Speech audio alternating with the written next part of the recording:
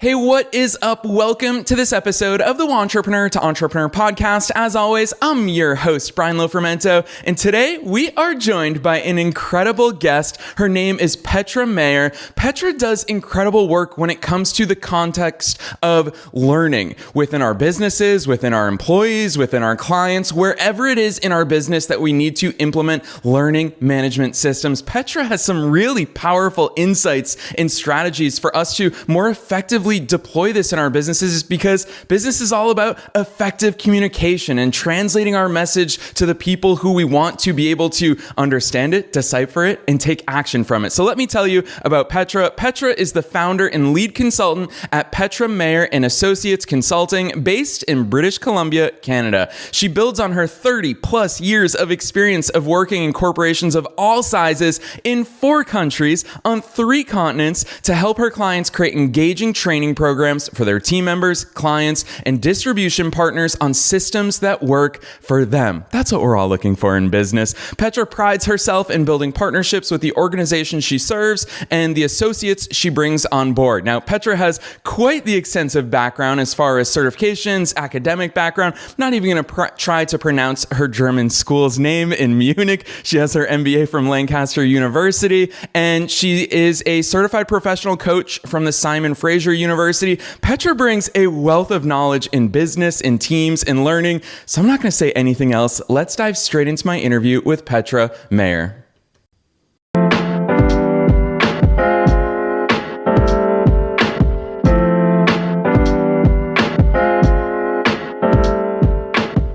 All right, Petra, I am so excited that you're here today. Welcome to the show.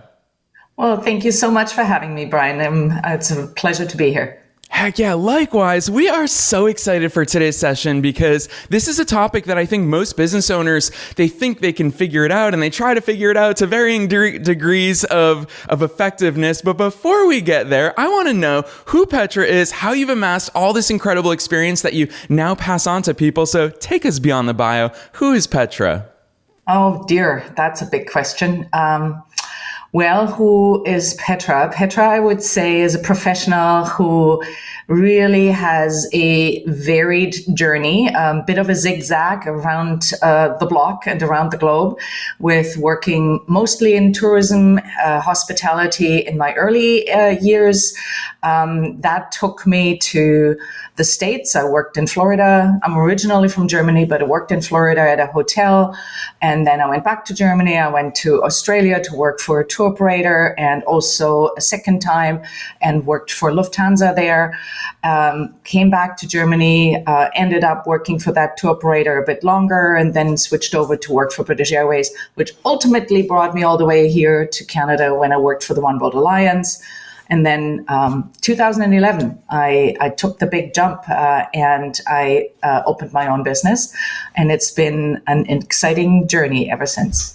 Yes, I love that overview, Petra, because I really love these types of entrepreneurial journeys that so many entrepreneurs have, where you've bounced around geographic locations, you've bounced around industries, big business, working with small business. I think that gives you such a powerful perspective. So you can take what works from each of these, which I love the fact that it yielded a learning and development consultancy. Petra, not everybody knows what those words mean together. What the heck does a learning and development consultancy do? Yeah, we help our clients in anything that needs to happen around learning programs for it. Sometimes is their employees, sometimes it's clients, and sometimes it's distribution systems. So they're partners in distribution. So most people are aware that if you're a larger organization, mid-sized to larger organization, and you bring on new staff members, you do onboarding. Well, that's a learning program. Any onboarding programs, sometimes it's done in person, but often these days, particularly with dispersed organizations, it's done virtually. And ever since I started my own business, that's really what I wanted to do. I wanted to work in my own home. I wanted to have my dog by my side. And so I wanted to be virtual. And this is something unusual at that time, 2011. That was not really that common. Of course, after COVID, it's much more common. So a lot of organizations need to find ways to train their staff. But I also work with organizations who are training organizations. That's their product, their service that they sell. So they need to train their clients. And then lastly, if you're, for example, a software company and you're selling a software package and you need a distribution channel to really understand that package, or you need your clients to really know how to work with that software, then you need to train them on that too. So there's different scenarios, of course. Yeah, I love that those are the examples that you chose for us, Petra, because I always make the argument that hiring is the hardest thing to get right as a business owner. It's also, of course, the key driver to growth. And it's something that we focus on so much here on the show. And listeners have heard we've had culture experts, for example, because when you bring people on board, you want to create a culture. And it's so hard to do it in this remote era. Petra, you're an OG in this space. You referenced 2011. It's hard. I mean, I've been in business since 2008 with a remote team ever since then. And you're right. It's become a little bit more mainstream these days, but it's still hard to get that right. And I would actually argue that training is the first place your culture has the chance to show up after hiring. So talk to us about that, what even looks like, because we've all seen online courses like Udemy. We've probably all experienced some form of online content consumption, but to transfer what we know in our brains to new employees to implement the building blocks of culture and job competence, how do we even begin that journey? Yeah, that's a really good question. And, it really starts with a good plan. Everything starts with a good plan, doesn't it? So we need to make a really good plan. What is it that we want our learners to understand about the organization, about how we do business around here, who we are and how we interact with clients, how we interact with other colleagues, how we interact within our hierarchical structure. So all that needs to come across in the system. And then there's, of course, compliance training that also needs to be completed. So most organizations have some training that through regulatory obligations, they need to deliver, let's say, operational health and safety. That's a typical one that we see. But it might also be a privacy training, accessibility training, DEI training, all those kind of different trainings that organizations deliver. Now, from an organizational perspective, you want to do this as efficiently as possible, but you also want to be effective in it. As a learner, you want to get the training, get the tick box behind it, but if it can be please delivered in an engaging way, then I'll stay more in tuned with the training, and I will be able to also implement what I'm supposed to learn, the behaviors I'm supposed to display. And so that's really key in training delivery. And these days, when we have a dispersed team, we want to do this virtually. We want to do it effectively, meaning ideally there is not individual one-on-one training. We want to do it in groups, or we want to do it as a virtual training. And still we want to look at what are the different ways to create that engagement in our training delivery so that the learner actually takes something away from it. Because we can sit in front of a video and at the end of it, it has totally bypassed us. We just get enough to click on these questions, but really not much is sticking in there. So we really need to develop training programs that are engaging and get our employees excited about being with us, especially at the beginning of their journey. Yeah, I love that overview, Petra, especially because it gives me so many launch points. I want to go so deep into all of these with you. We're going to try to do it in an efficient manner here today. Petra, you're German. You're the master of efficiency. So we're going to do our best to get there. But it really speaks to, I think, the first and foremost topic that stands out to me is that concept of different learning styles. I mean, for me, I'm visual, even with regards to languages. If you say something to me in German, I have no idea what you're saying. But if I can see it written out, then I can start to actually consume it. And you talk about, I mean, you and I have both kind of called out the traditional here, watch this video. It's not the most engaging style. Talk to us about some of those different form factors that learning can be delivered in. Are we talking about extensive handbooks? Are we talking about videos? What does it actually look like in Factor? It kind of is all of the above. I personally agree. There's a lot of debate around learning styles, and there's some people who say that doesn't even exist. And what I believe, it doesn't exist in isolation. So you mentioned you're visual, you want to see things in front of you, you want to see the words written down. It helps you to consume the content.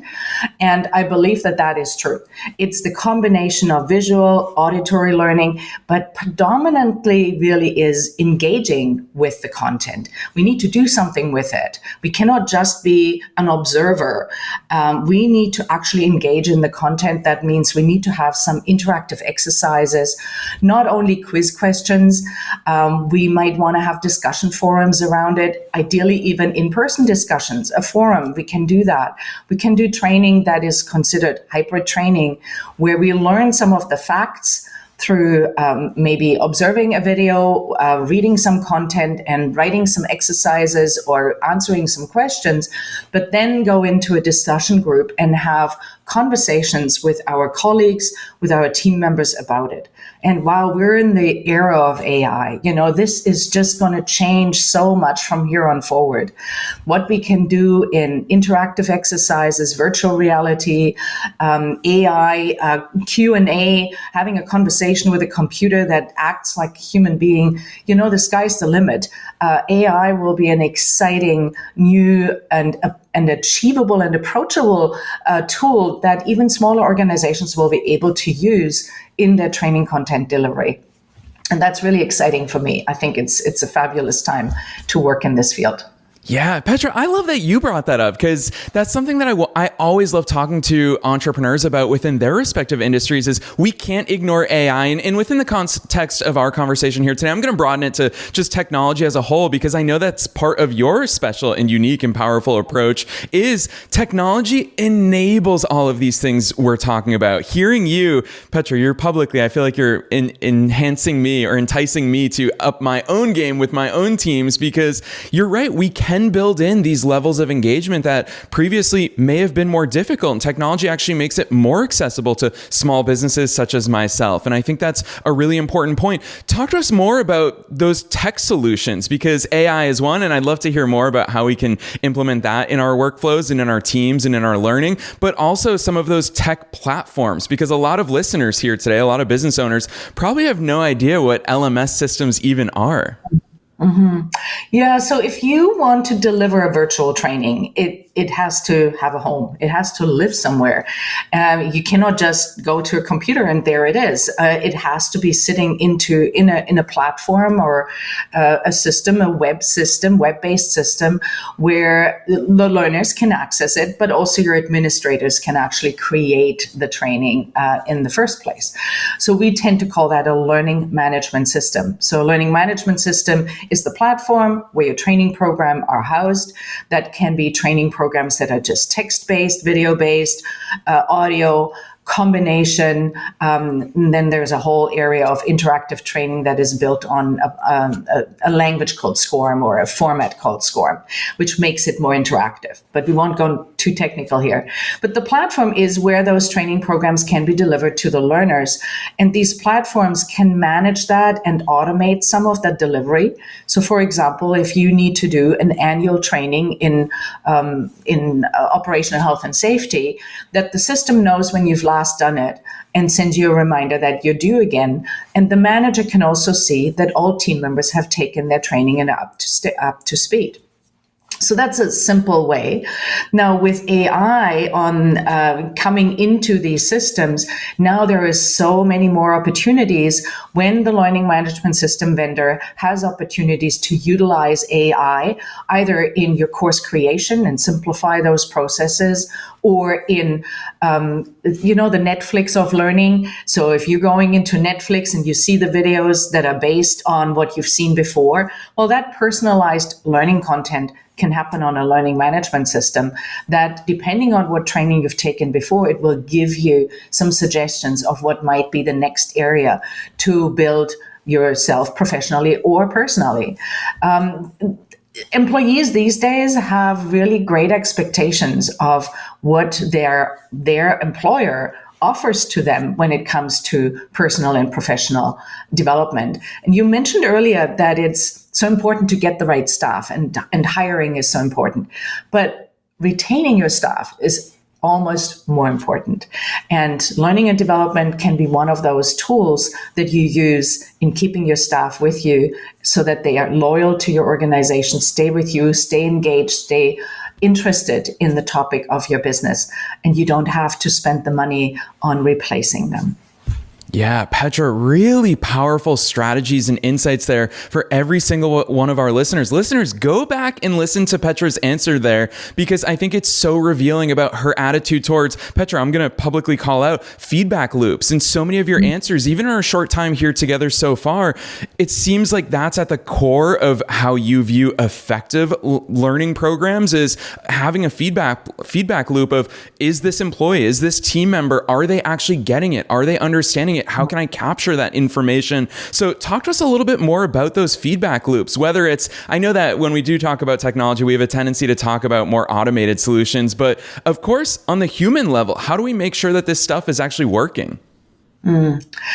I think that is such a key question, what you're saying there, Brian, because if you are working in a learning and development department of a larger organization, you get the task, you've got to create this training program.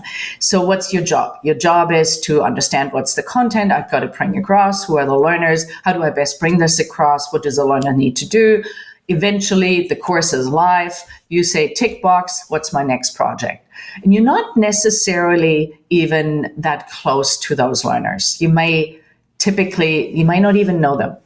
And that's a danger, because that means that the learning and development consultant or the learning and development staff member just goes to complete their job of creating training programs. But what really our job is to either build knowledge and competence or to change behaviors.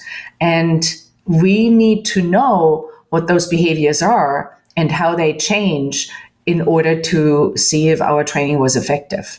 If we ignore that piece, if we don't have that feedback loop in some shape or form, then really we're just manufacturing, and it's just a new modern way of manufacturing. In my work, I really want to understand what the learner experience is and what is it that we're trying to achieve here. We're trying to achieve a behavior change. Well, then we somehow need to have conversations with the learner. We need to be able to observe those learners' behaviors in not a creepy way. We want to observe them in, okay, so their conversations in a call center with their clients, how were they before they did the training, and how do they change their behaviors on the phone in how they're treating those clients, and has that gotten us towards that behavior that we want to see. So we need to have a clear idea of where people are when they start, and we need to have a clear idea and observation of where they got to after the training, and not only immediately after training, 6 months later, a year later, because we're just human beings. We follow our habits, and we might fall back into not so good habits if we don't stay with it, if we don't continuously work on our capabilities and on our abilities to interact with other human beings.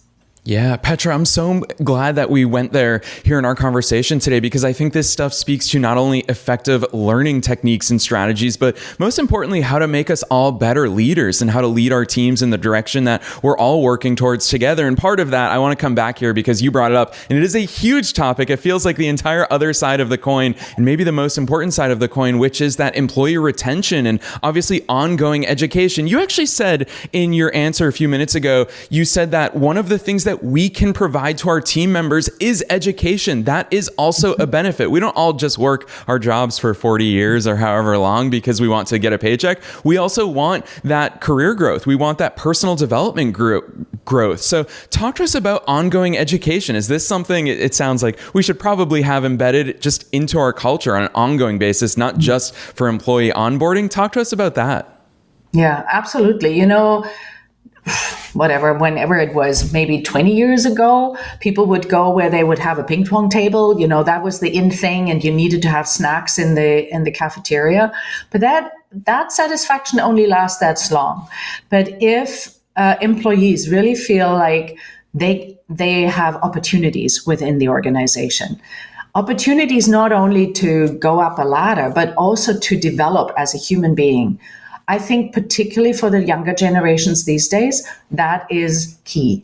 That's what they're looking for. They are not looking to be a number in an organization. They want to be an individual that is recognized, an individual that has opportunities, an individual that can grow and that can feel good about themselves. If we can do that, if we can help them to feel good about themselves in how they're delivering the day-to-day work, but also how they develop as a human being, I think we really are on a better way to retaining these staff members, for them to become ambassadors of the organization, not only to clients, but also to other potential team members that they bring in. So there's a huge part of us as human beings wanting to be part of a bigger thing. And the organization that I work with can be that. And that's even harder to do if you have dispersed teams. Now, some people like me love to work from home. I wouldn't want to have it a different way. Some people really struggle with that. Some people would like to have a bit of a mix. So how do we approach that? And then once we have those structures in place, how do we keep engaging with the staff members that we don't see as often versus the staff members that are always in front of us? We have to be careful about that to create that fairness, that balance, and to ensure that the person that I don't see is still feeling engaged and feeling like they matter.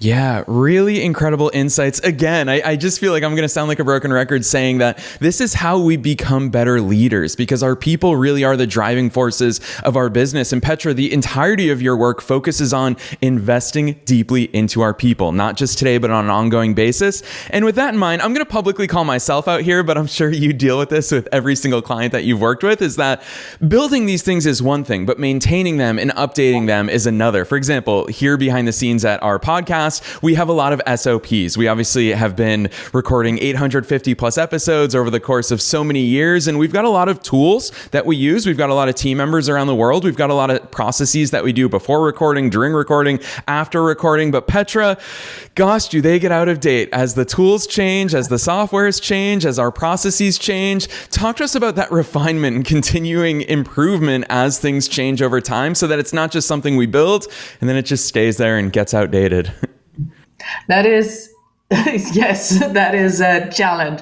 So I tell you a little bit about a present client I have, and we've been working with them over 2-3 years now. And it started with one project. Now we're doing something a bit different. We used to work, they got a new learning management system. And when you bring in a new system, you need to train people on it. So we did that. That was our first project with them for their new training, for their new LMS. But now we're developing compliance training, the training, operational health and safety, privacy training, DEI training. And those need to be looked at least once a year. So we're actually with this client now in the process of coming up with these structures, with these processes that we will do once a year to go through all the training, review what's the content, do we need to make changes, engage the subject matter experts, review the content, update them in time for the relaunch. It's a school, so for when the instructors and everybody comes back on board, so that the training is always ready to go when we're starting a new school year.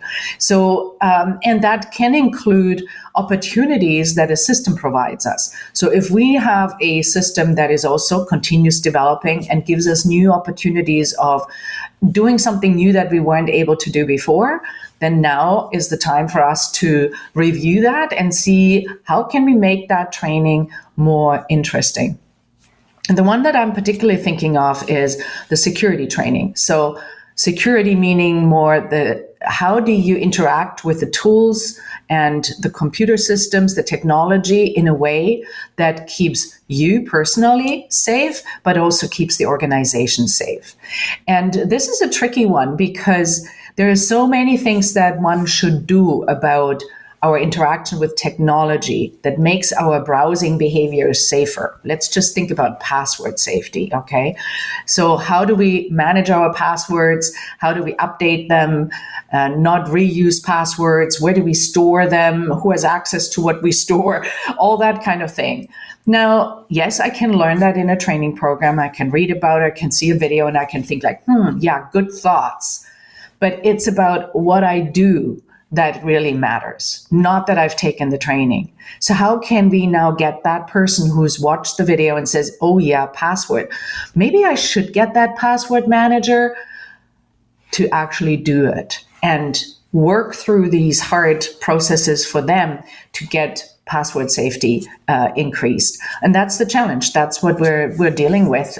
For this particular training program, we're going to look at those opportunities of how can we get staff members to actually act on that additional knowledge that they get when they take that course.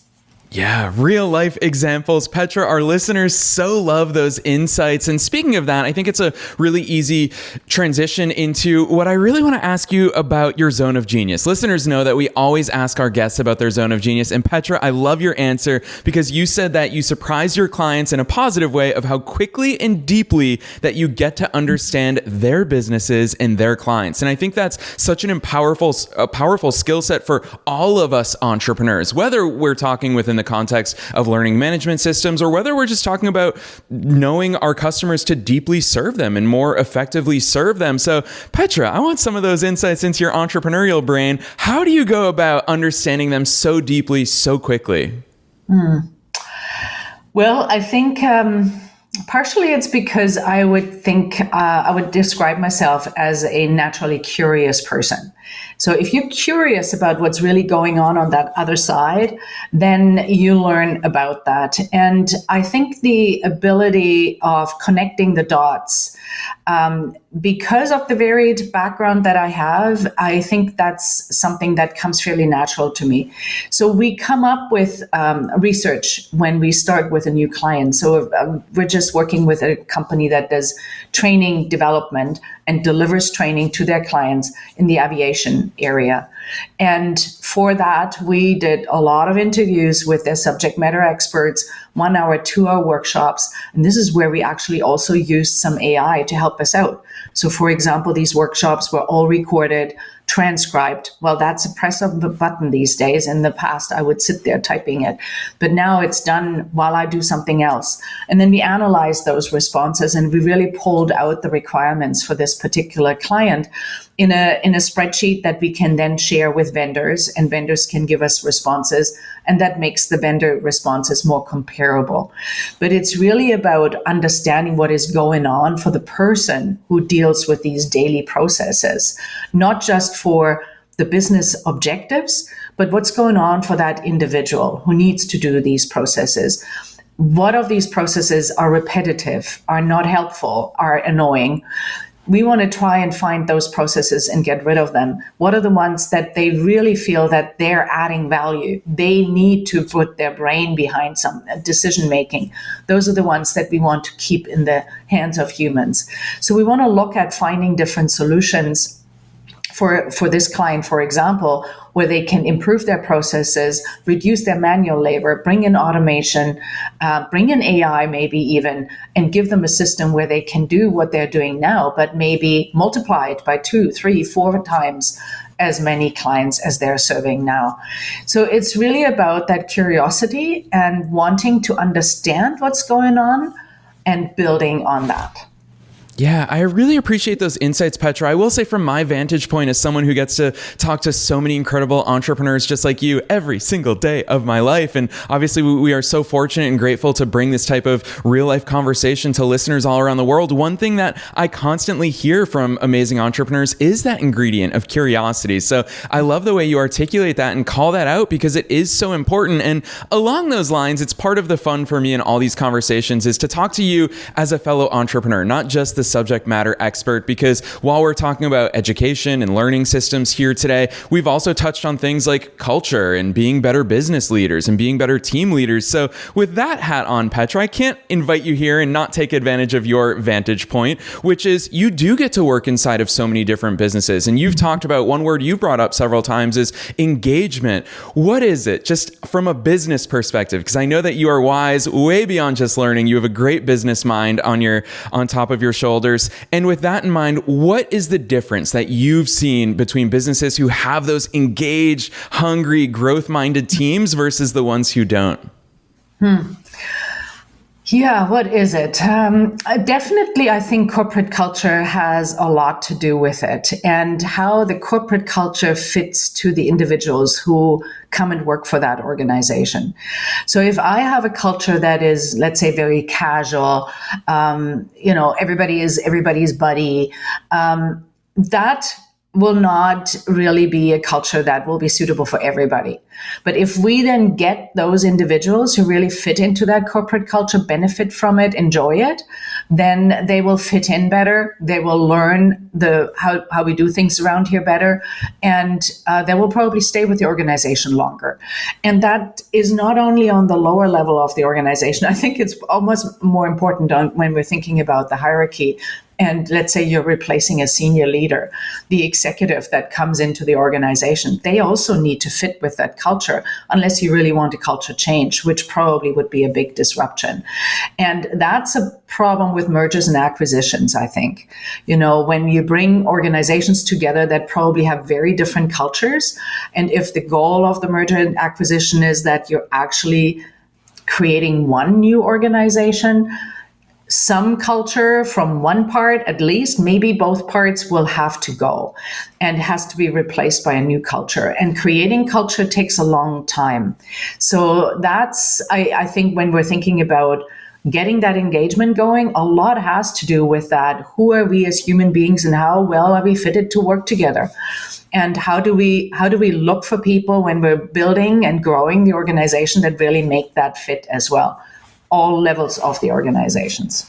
Yes. How frequently does it come back to the human element of business? This is why I so appreciate you coming on here, Petra, and giving us that real stuff, because I think it's easy in a world of AI, technology, learning management systems, and SOPs to get caught up in the actual business strategies and processes, but forget about that human touch, which so much of your work ultimately keeps coming back to the human. So listeners, it's a great reminder for all of us to treat our businesses that way. And if you're tuned in today and you're thinking, well, I don't have teammates just yet, or team members, Petra, so much of what we talked about today is also with regards to our clients. So I think it's really powerful takeaways. And on that note, I love to ask at the end of all of our conversations here on this show about something actionable, because listeners tuned in here, and I'm sure myself included, we feel like we've got a lot of homework to do to up our game. So with your either entrepreneurial hat on or your subject matter hat on, it's always fun to see where guests take this question. What's that one takeaway? What's the one action that you hope every listener walks away from today's session with? So I'll tackle it from the entrepreneurial perspective. I think I want to encourage you as listeners to not be afraid to keep changing your story, to keep changing that path, to reinvent yourself, even if you want to, and do it frequently. Just really take at least once a year, take a pause and look at what's been working for me, what has not been working for me. Build on what's working for you, and really put more of your energies towards that, and be brave and drop something that's not working for you, that's not bringing you the results, you're not having fun doing that. Just let it go and open that space, create that space to do the things that really move you and make an impact on you, your family, your friends, and those who you surround yourself in your organization. And just do different things. And I think if you keep being on that developmental journey yourself, you'll attract people who also want to be. And I think it is more productive, more fun that way. Yes, incredible advice, Petra, from a place of so much experience and wisdom. And I'm so grateful that you shared those takeaways with our listeners. Listeners, I'm going to call all of you, and myself included, out there, is that Petra's advice applies to all of us, no matter where you're at in business or in life, because even you entrepreneurs out there, find the things that work, cut the things that don't work. This applies to each and every one of us. Petra, it's not always easy giving advice across that broad spectrum. I know that firsthand. So kudos to you. With all of this said, I know that listeners are going to be super keen to go deeper into the wonderful world of all the great work that you're doing, the great strategies and insights that you're out there practicing and exhibiting into all of your clients' businesses. So drop those links on us. Where should listeners go from here? Yeah, follow me on LinkedIn and come and visit my website. If you are trying to develop training programs, I've got some free resources on my website that help you through the process of doing that. If you're just starting out and you're looking for a system, eventually you'll need a learning management system of different shapes and sizes. Again, there's a couple of free resources on my website. There's case studies there for you to check in. And if you want some advice, then just reach out. My website or LinkedIn. Yes, listeners, you already know the drill. We are making it as easy as possible for you to find Petra's business, which is Petra Mayer and Associates Consulting. That website is petramayerconsulting.com. You'll find that link down below in the show notes, wherever it is that you're tuning in. Free resources, case studies, real life business in front of your very eyes. That's what Petra's made available to all of you on her business website, petramayerconsulting.com. Find that link down below, as well as a link to Petra's personal LinkedIn. It's actually how we came across Petra's work, and we so respect and admire the way she shows up out of service. You saw it firsthand here today. So Petra, on behalf of myself and all the listeners, thanks so much for coming on the show today. Well, thank you so much for having me. It was a lot of fun.